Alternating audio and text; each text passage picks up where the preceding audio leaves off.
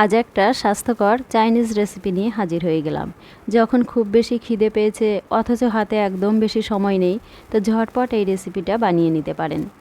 প্রথমে একটা বলে 1.5 কাপ মতো মুড়ি নিয়ে নিলাম। এবার এই মুড়িটাকে জল দিয়ে ভিজিয়ে দিলাম। 2 কাপ জল দিয়ে ভিজিয়ে দিচ্ছি। মুড়িটা ভেজাতে দিয়ে অন্যান্য উপকরণগুলো রেডি করে নেব।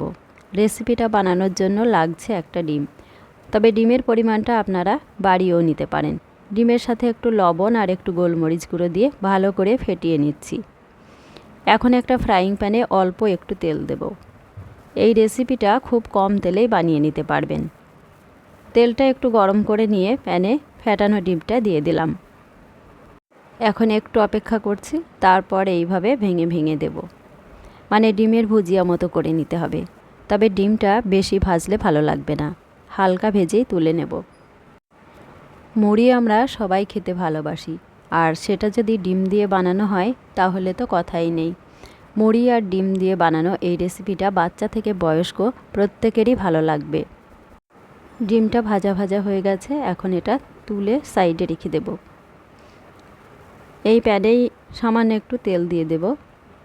বন্ধুরা, আমি কিন্তু খুব কম তেলেই রেসিপিটা বানাচ্ছি। এখন তেলটা একটু গরম করে নিয়ে দিয়ে দিলাম রসুন কুচি। আমি 2 কোয়া রসুন খুব ছোট ছোট করে কেটে নিয়েছি।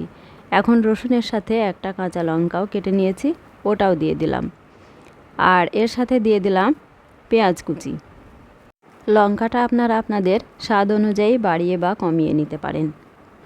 আর আমি এখানে একটা পেঁয়াজ কুচি করে নিয়েছি, পেঁয়াজটাও আপনারা বাড়িয়ে বা কমিয়ে নিতে পারেন। এখন পেঁয়াজগুলো 1 মিনিট মিডিয়াম হিটে ভেজে নিতে হবে। পেঁয়াজটা একটু ভেজে নিয়ে এর সাথে দিয়ে দিলাম ক্যাপসিকাম কুচি। ক্যাপসিকামটাও পেঁয়াজের মতো লম্বা লম্বা করে কেটে নিয়েছি। তবে হাতের কাছে ক্যাপসিকামটা না থাকলে না দিলেও চলবে। এখানে আপনাদের পছন্দ মতো যে কোনো সবজি নিয়ে নিতে পারেন।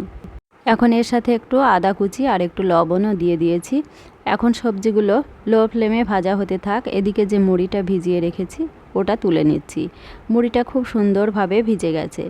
এইভাবে চামচ দিয়ে তুলে একটা পাত্রে নিয়ে নিচ্ছি। এখানে আপনাদের পছন্দের সবজি গাজর, মটরশুঁটি, পেঁয়াজ পাতা যেটা খুশি ব্যবহার করতে পারেন। এদিকে প্যানের সবজিগুলো আরও একটু নাড়াচাড়া করে নিয়ে 1 চামচ ডার্ক সয়া সস দিয়ে দিলাম। তবে লাইট সয়া সস হলে 2 চামচ দেবেন। সয়া সস দেওয়া হয়ে গেছে। এরপর আমি 2 চামচ টমেটো সসও দিয়ে দিলাম। আপনারা এখানে একটু চিলি সসও দিয়ে দিতে পারেন, খেতে আরও টেস্টি হবে। এরপরে আমি ডিমগুলো দিয়ে দিলাম।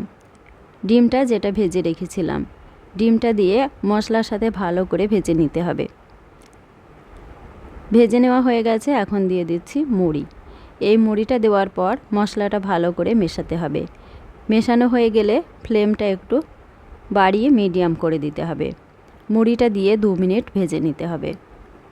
মুড়ি খুব তাড়াতাড়ি মশলাগুলো টেনে নেবে, আর ভাজা ভাজা হয়ে গেলে দারুণ টেস্ট হয়।